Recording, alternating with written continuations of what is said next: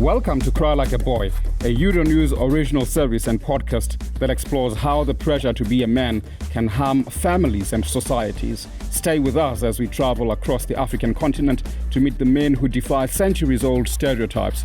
In the previous episodes, we talked about how migrant communities create a new home in host countries. Today, we continue our conversation with Sharon Ekambaram, a human rights activist based in Johannesburg, South Africa, and Julie Kleinman, author of the book Adventure Capital on West African Migrants in Paris, based in Bamako, Mali. I'm Hopotso Budibe with you from Johannesburg.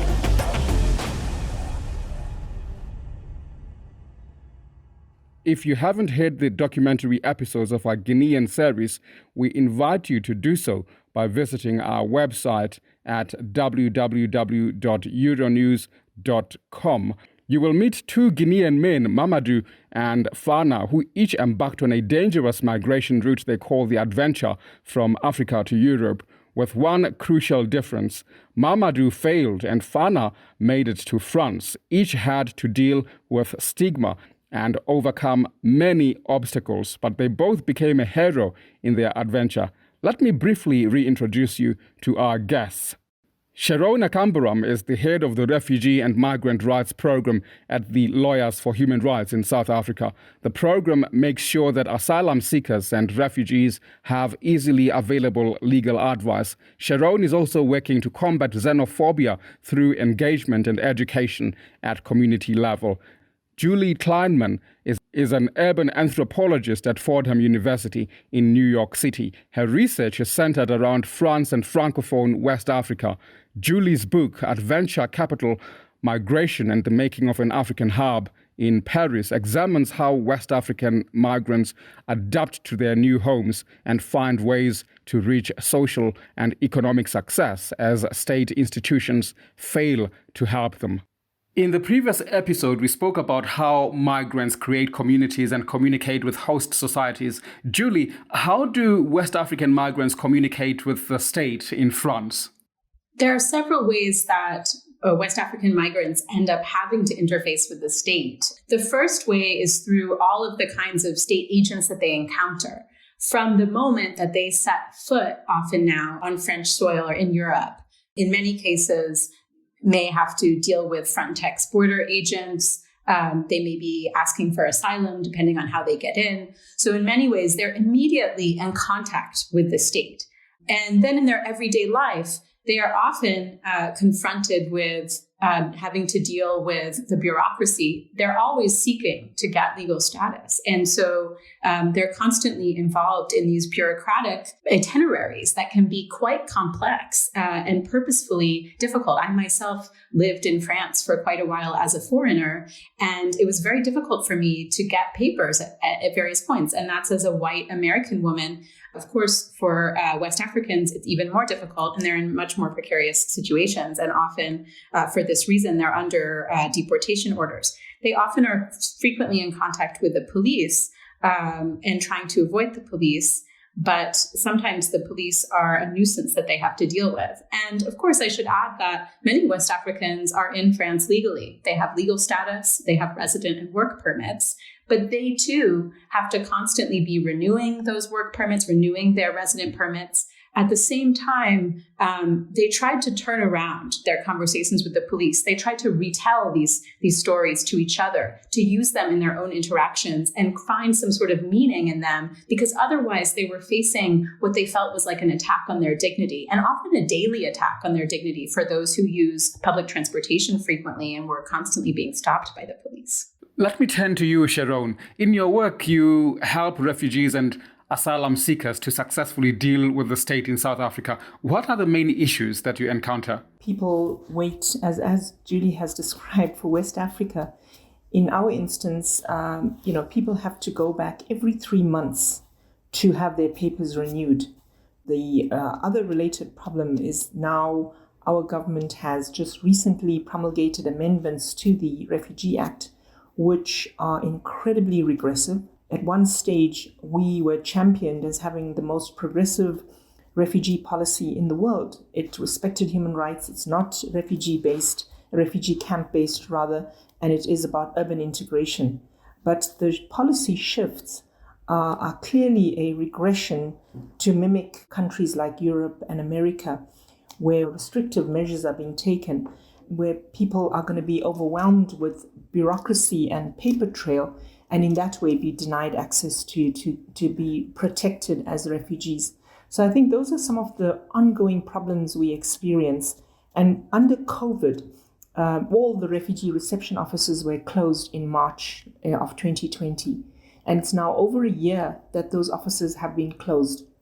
And while the government issues regular directives, the Department of Home Affairs points out that there's been a general extension of all permits, that they're not, even though their physical papers make it appear as though it expired, but according to the government, their permits have been extended. But this information, there is no political will to inform all the stakeholders about the changes and what is taking place with asylum seekers and refugees. So the banks would not grant you the ability to withdraw money because your permit has expired.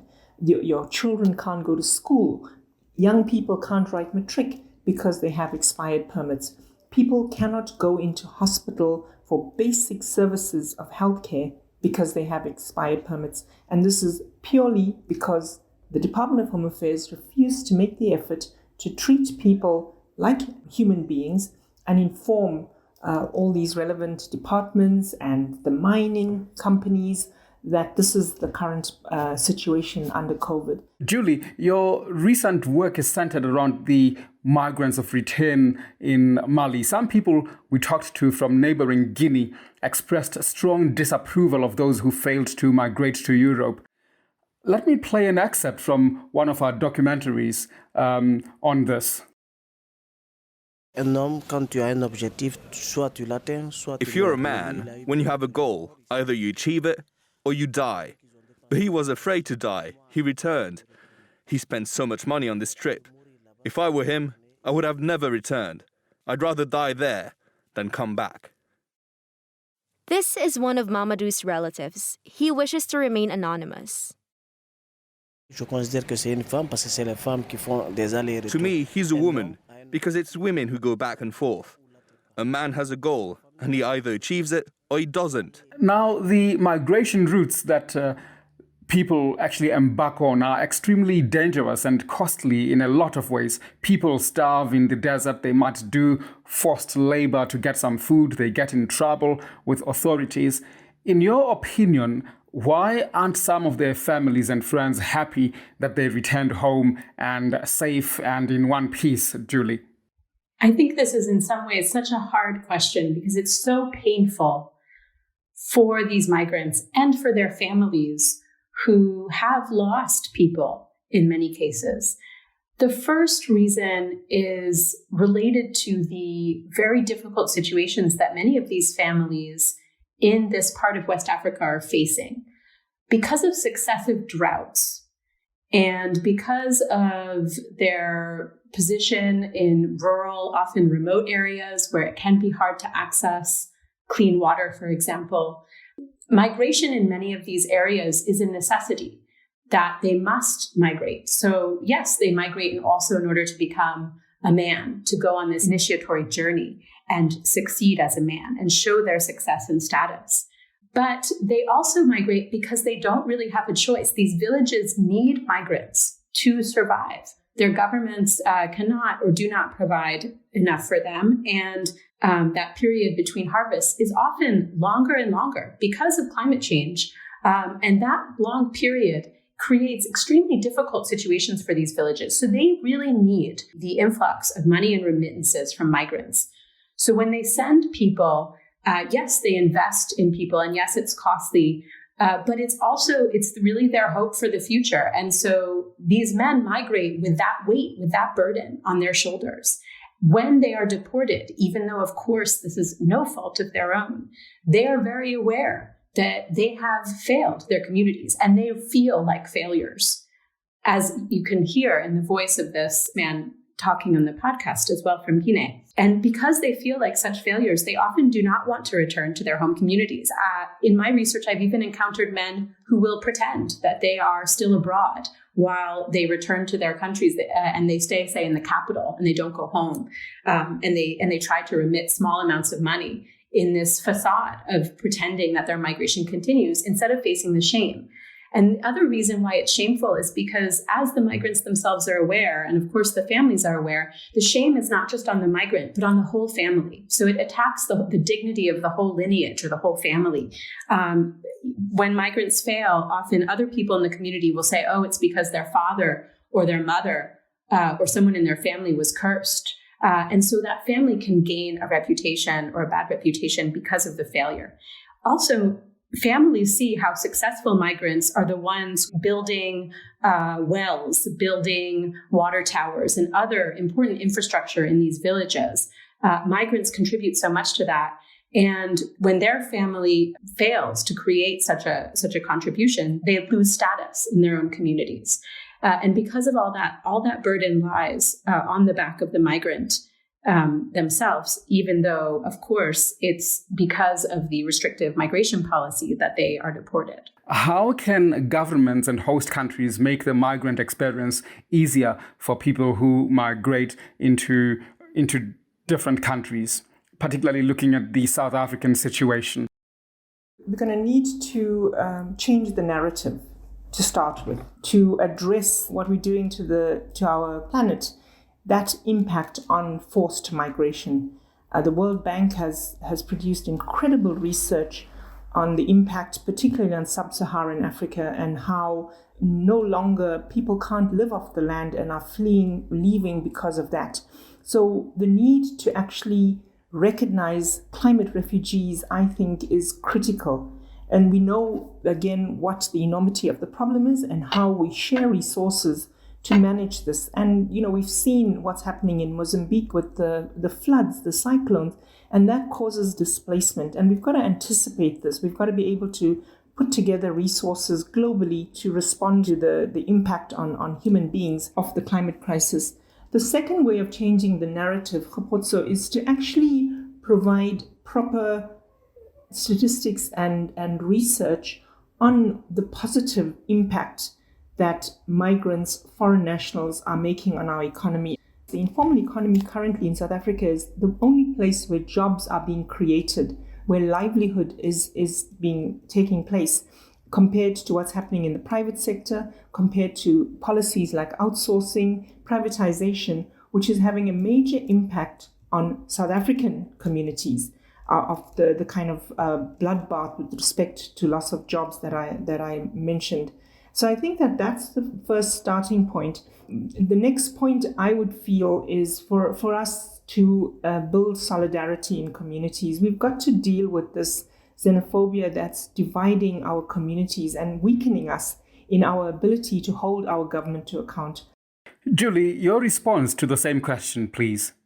I want to echo a lot of what Sharon said. I found similar things in my research that host countries need to realize the positive impact that migrants make. But of course, I think host countries do realize that. It's just that, unfortunately, xenophobia is such a valuable political currency that even though they might know that migrants are essential workers, that they support the economy, that they support shrinking populations in the case of Europe, they do not want to admit that. I think what we need to pay attention now is to the ways that migrants themselves are organizing politically and making political claims.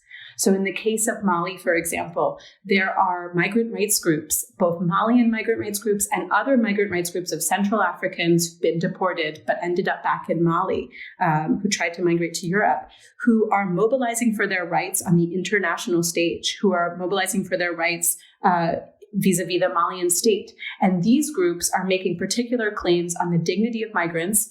They're trying to reduce the stigma of the deported migrant and explain how deported migrants and migrants in general can contribute to their sending countries after they return. But at the same time, they're lobbying the European courts, they're lobbying European governments for more just migration regimes. And I think what we really need to do is pay attention to these deportee activists who are mobilizing for their rights.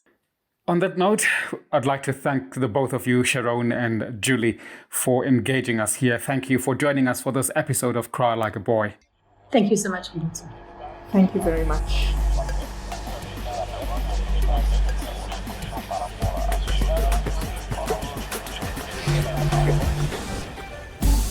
This show has been produced with me, Khopotso Budibe, Makeme Bamba in Conakry, Guinea, Naira Davlaishian, Marta Rodriguez Martinez, Lilo Montalto Monella, and Mame Peya Diao in Lyon, France, and Arwa Bakala in Dakar, Senegal.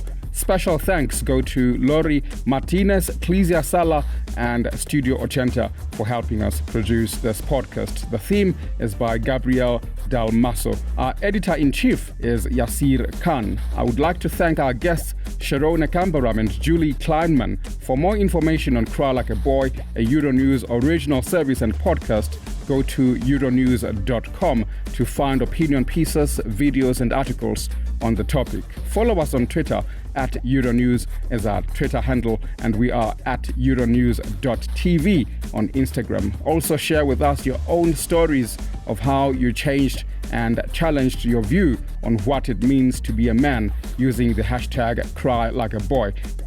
Our podcast is available on Castbox, Spotify, Apple, or wherever you listen to podcasts. If you liked this episode, please give us 5 stars and leave a comment. We love reading those. If you are a French speaker, this podcast is also available in French. Dans la tête de homme